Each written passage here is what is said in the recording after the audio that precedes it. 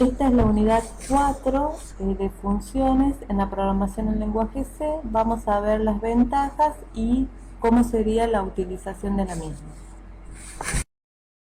Cada día acudimos a alguien para que nos resuelva problemas. Buscamos quién nos arregle una PC y poco nos importa cómo nos han resuelto el problema. Solamente nos preocupamos del resultado obtenido. En otros casos evitamos esfuerzos inútiles buscando soluciones a problemas que otros ya han resuelto antes. Es por ello que en la programación se utilizan las funciones que son un segmento de programa que realizan determinadas tareas bien definidas. Características de las funciones. El nombre de la función es recomendable que sea un verbo. La lista de parámetros es la transmisión de los datos que se realizan entre las funciones. Si devuelve un valor se denomina valor de retorno y las variables declaradas en el cuerpo de la función tienen un ámbito local a la función. En el lenguaje C se procura dividir el código en módulos, codificando los subproblemas de forma independiente entre sí.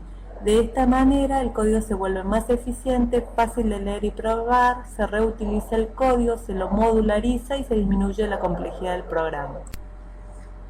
Si no trabajamos con funciones en nuestro código va a resultar difícil testearlo, como así también va a dificultar trabajar con un grupo de programadores.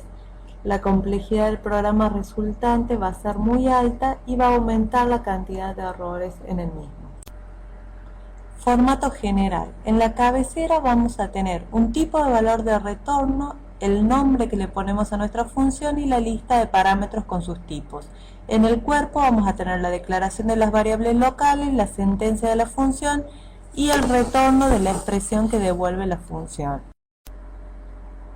Parámetros de una función. Por ejemplo, en la función suma tenemos las variables num1 y num2 que serían argumentos por valor cuando se invoca la función.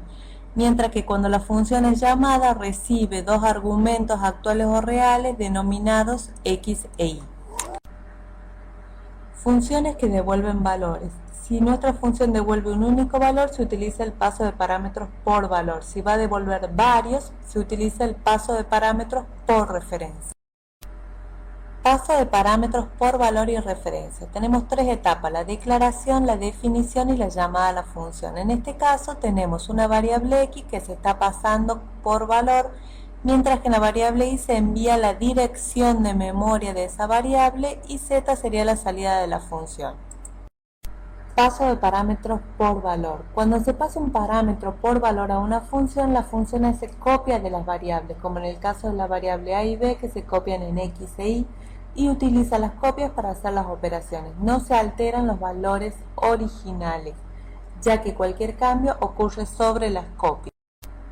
Paso de parámetros por referencia. A la función se le pasa la dirección de las variables, en este caso la dirección de la variable a que está en la posición 0x01 y la dirección de la variable b en la posición 0x010. Los parámetros formales son del tipo puntero y los cambios entre las funciones afectan a los parámetros actuales. Funciones de tipo void se definen como void, son funciones que no reciben ni devuelven valores, el compilador no produce errores y se emplea para reservar espacio de código. Ámbito de las variables. Las variables pueden ser globales o locales. Son globales cuando se definen afuera de la función principal y son locales cuando están insertas dentro de la función. Funciones de biblioteca. Existen funciones de entrada-salida como sprint, scanf, de conversión de tipos de datos, de fecha y hora, de manipulación de cadena de caracteres, matemática, entre otras. Funciones en líneas. Estas funciones sirven para aumentar la velocidad del programa. Es conveniente cuando la función es una expresión, el código es pequeño, se utiliza muchas veces y el procesador lo que hace es sustituir la expresión cada vez que se llama esa función. La recursividad es una función que se llama a sí misma, como el caso del factorial, en donde es necesario especificar los casos base donde la recursividad se detiene para que no quede en un ciclo infinito, y el paso de recursión, cómo se define el elemento distinto del base en términos de elementos anteriores.